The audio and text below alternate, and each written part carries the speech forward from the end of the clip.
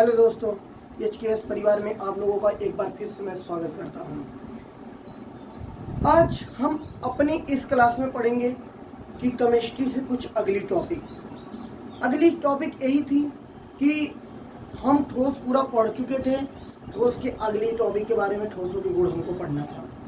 अब जानते ही होंगे सभी के पास कुछ न कुछ गुण होता है, कुछ न कुछ हर किसी के पास गुण होता है। कोई किसी काम में आगे होता, कोई किसी में आगे होता है। तो इस क्लास को स्टार्ट करने से पहले कुछ कल की बातें हो जाए। कल जो हमने क्लास को छोड़ के गया था कि पूरी क्लास का रिवीजन 2 मिनट में फटाफट करते हैं। हम यही बता दें केमिस्ट्री क्या होती है। केमिस्ट्री किसी विज्ञान की वह शाखा है या विज्ञान की वह शाखा है जिसके अंतर्गत किसी पदार्थ के गुण, संगठन, संरचना तथा उसमें होने वाले परिवर्तन का अध्ययन किया जाता है। और बाकी कोई भी पदार्थ ले लेते हैं, उसके गुण, संगठन, संरचना तथा उसमें क्या क्या परिवर्तन होते हैं, इसी का अध्ययन करना रसायन विज्ञान कहलाता है। और बाकी रसायन विज्ञान के जनक लेवासियो जी को माना जाता है। और यहाँ तक कि अब तक हम बता दें कि केमिस्ट्री में हम किसका अध्ययन कर रहे थे, किसी पदार्थ का। किसका? किसी पदार्थ का। तो अब देखते हैं पदार्थ क्या चीज होता है कि वह कोई भी वस्तु जिसका द्रव्यमान हो तथा वो स्थान घेरती हो, क्या कहलाती है? पदार्थ कहलाती है। फिर आती है पदार्थ की अवस्थाएं कौन कौन सी होती हैं। पदार्थ की अवस्थाएं पढ़ने से पहले पदार्थों के कुछ गुण होते हैं। कोई भी पदार्थ होता है वो छोटे छोटे कणों से मिलकर बना होता है, जिसे अणु कहते हैं। कोई भी पदार्थ होता है ये छोटे छोटे कणों से मिलकर बना होता है, जिसे क्या कहते हैं? अणु कहते हैं। अब बात रही कि एक अणु जो होते हैं, एक कण जो होते हैं, पदार्थ के कण, पहला पॉइंट आएगा विशेषताओं में कि जो पदार्थ के कण हैं वो निरंतर गतिशील रहते हैं, हमेशा वो गति करते हैं, चाहे इधर या उधर। फिर आती है दूसरा पॉइंट कि अब पदार्थ हैं, कणों से मिलकर बने हैं, तो उनके बीच, उनके दो कणों के बीच कुछ आकर्षण बल होगा कि नहीं। मतलब कि अगर दो कण हैं, उनके बीच जो आकर्षण बल होता है, उस आकर्षण बल को अंतराणविक बल कहते हैं। अंतराणविक आकर्षण बल का। फिर आती है अगली पॉइंट पे कि पदार्थ कोई है, वो किससे बना है बच्चों? छोटे छोटे कणों से मिलकर बना है। किससे बना है? छोटे छोटे कणों से मिलकर बना है। तो इन कणों के बीच में कुछ स्थान, खाली स्थान होता है, जिसे अंतराणविक स्थान कहते हैं। फिर आती है बात कि पदार्थ की अवस्थाएं क्या होती हैं। पदार्थ मुख्यतः 3 अवस्थाओं में पाया जाता है, ठोस, द्रव और गैस। कौन कौन से? ठोस, द्रव और गैस। अब आती ठोस। ठोस हम कल बता चुके थे, वे पदार्थ जिनका आयतन और आकार दोनों कैसा होता है? निश्चित होता है, उसे क्या कहते हैं? ठोस कहते हैं। अब आती है ठोस के गुण। आज हम यहीं से स्टार्ट कर रहे हैं टॉपिक, ठोस के गुण। ठोस के गुण। अब ये देखते हैं कि ठोस जो होती है, ठोस में क्या क्या गुण पाए जाते हैं। पहली बातें हैं कि आयतन निश्चित होता है।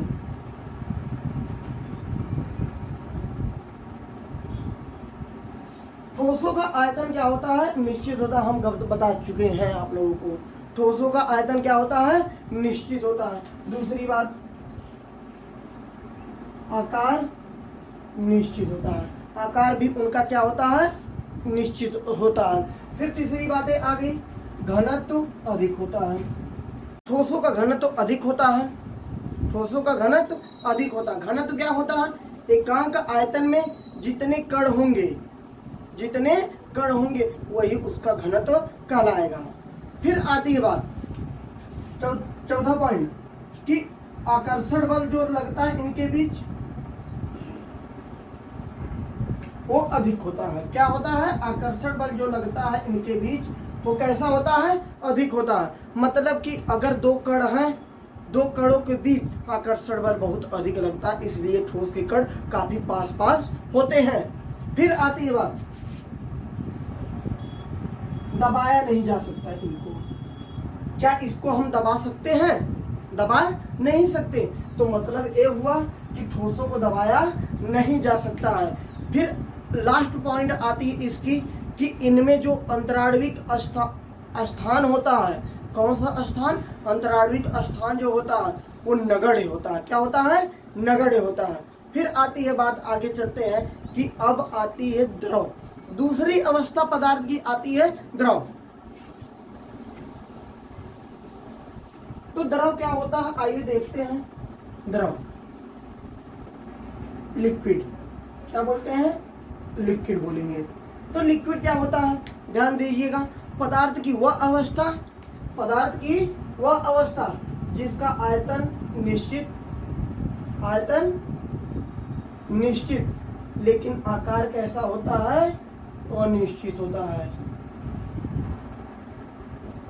आकार कैसा होता है? अनिश्चित होता है। जैसे देखिए, मान लेते हैं 1 लीटर पानी है। क्या है? 1 लीटर पानी है। उसको बॉटल में लिए हैं, अगर बाल्टी में डाल दिए, किसमें? बाल्टी में डालेंगे तो वो लीटर कितना रहेगा? 1 ही लीटर रहेगा, लेकिन आकार बॉटल में है तो बॉटल का आकार का है, बाल्टी में डालेंगे तो बाल्टी के आकार का हो गया। मीन्स ये हो गया कि पदार्थ की वह अवस्था जिसका आयतन तो निश्चित होता है, लेकिन आकार कैसा होता है? अनिश्चित होता है। क्या होता है? अनिश्चित होता है। जैसे तेल ले लीजिए, दूध ले लीजिए, जल ले लीजिए, ये सब क्या है? ये सब हमारे मिलेंगे द्रव। पदार्थ की कौन सी अवस्था में पाए जाते हैं? द्रव की अवस्था में। अब आती है द्रवों के गुण। द्रवों में कुछ गुण होगा तो जरूर, आइए देखते हैं उसको।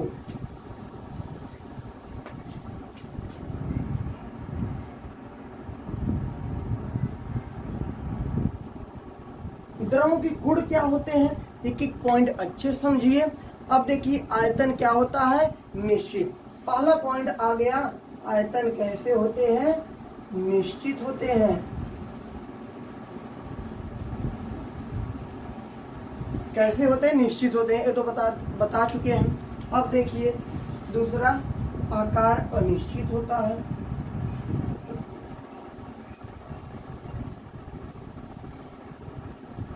कैसे अनिश्चित होता है ये भी जान लीजिए। द्रवों को जिस बर्तन में डाला जाता है उसी का आकार ये लोग ग्रहण कर लेते हैं। किसका आकार ग्रहण करते हैं? जिस बर्तन में इनको डाला जाता है उसका आकार ग्रहण कर सकते हैं। तीसरा, आकर्षण बल जो होता है वो ठोसों से कम परंतु गैसों से अधिक,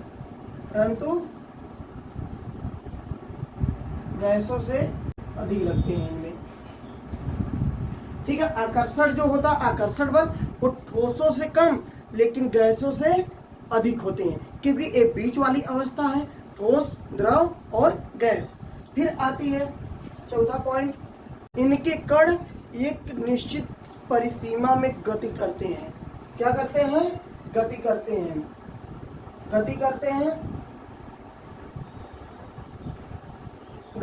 हैं।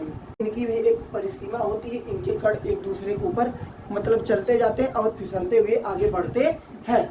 फिर आती है गैसों के बारे में पढ़ते हैं। किसके बारे में? गैसों। आखिर गैस क्या होते हैं, आइए देख लेते हैं उसको भी। जब 2 चीज देख लिए तो तीसरी भी देख लेते हैं। किसको देख लें? तीसरी भी। आइए देखते हैं तीसरी क्या है।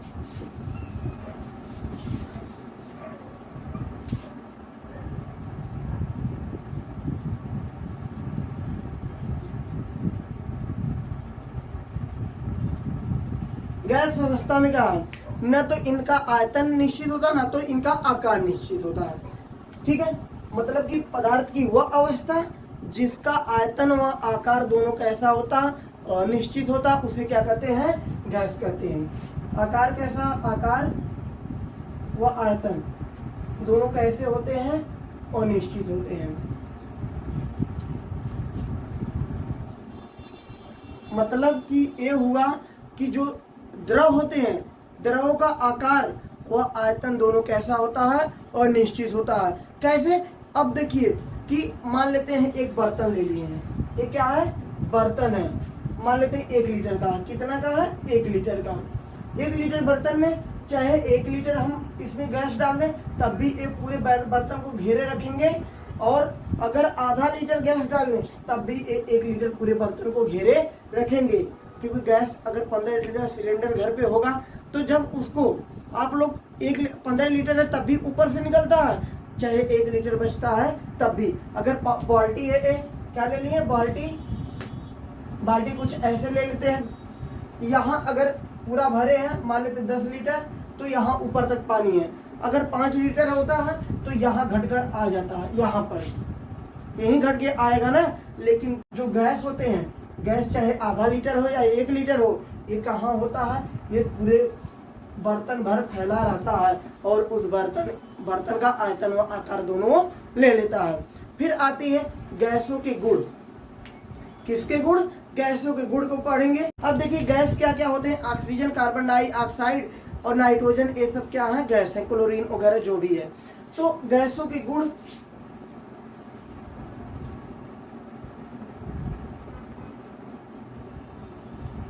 गैसों के गुण क्या होते हैं, अगर दो हम समझ लिए हैं, दोनों को समझ लिए हैं, यहाँ पर हमको समझने में थोड़ा भी दिक्कत नहीं होगी।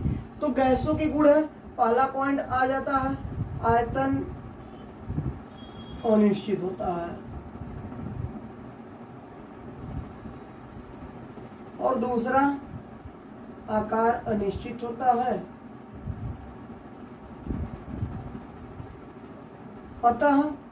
अतः इनको जिस बर्तन में डाला जाता है, गैसों के जिस बर्तन में डाला जाता है वह उसी का आकार व आयतन दोनों ग्रहण कर लेते हैं। फिर आती है बात, इसमें तरलता का गुण पाया जाता है, इनमें तरलता का गुण पाया जाता है।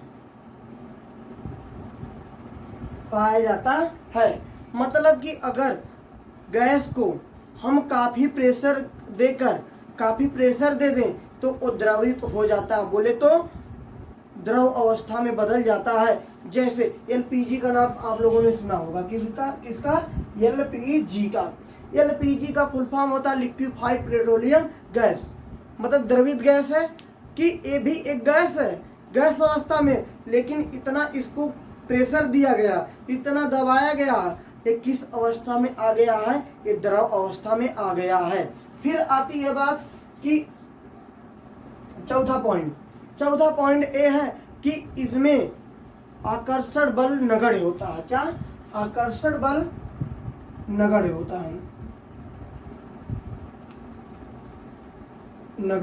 होता है तथा इनमें जो दो कणों के बीच दूरी है वो सर्वाधिक होती है। दूरी कितना होती है, सर्वाधिक। जो रिक्त स्थान होता है वो सर्वाधिक बोले सबसे अधिक होता है। ये रही गैसों के गुण। क्या होते हैं, पहला आयतन अनिश्चित होता है, आकार अनिश्चित होता है, अतः इनको जिस बर्तन में डाला जाता है उसी का आयतन व आकार दोनों ग्रहण कर लेते हैं। फिर आती है कि इनमें जो होता है घनत्व नहीं बताए, इनमें घनत्व सबसे कम होता है, घनत्व इनका सबसे कम होता है, आकर्षण बल नगण्य होता है, रिक्त स्थान सर्वाधिक होता है। फिर आती है एक बात है कि इनमें तरलता का गुण पाया जाता है। आज हम क्या बता चुके हैं आपको, ठोस, द्रव और गैस, इनके गुण जो भी पढ़ाया गया है उतना ही टॉपिक आप लोग क्लियर करते हुए हमारे साथ आगे बढ़िए। तब तक के लिए अगली क्लास में फिर मुलाकात होगी किसी नई टॉपिक के साथ, किसी नई टॉपिक नहीं, इसी बढ़िए। तब तक के लिए अगली क्लास में फिर मुलाकात होगी किसी नई टॉपिक के साथ, किसी नई टॉपिक नहीं, इसी की हमारे अगली टॉपिक क्या है कि यहाँ पर अणु गति सिद्धांत के आधार पर ठोस, द्रव, गैस की व्याख्या करना। किसके आधार पे, अणु गति सिद्धांत के आधार पे ठोस, द्रव, गैस की व्याख्या करना है। तब तक के लिए नमस्कार, कल मुलाकात होगी। अगर नए हैं तो वही बात फिर दोहरा रहे हैं, कमेंट करिए, चैनल को लाइक करिए, सब्सक्राइब करिए, कमेंट करिए, बेल आइकन को दबाइए ताकि हमारे जो भी वीडियो अपलोडेड हो वो आपको सबसे पहले नोटिफिकेशन मिल जाए। तब तक के लिए धन्यवाद। आप लोग अपना ख्याल रखिए।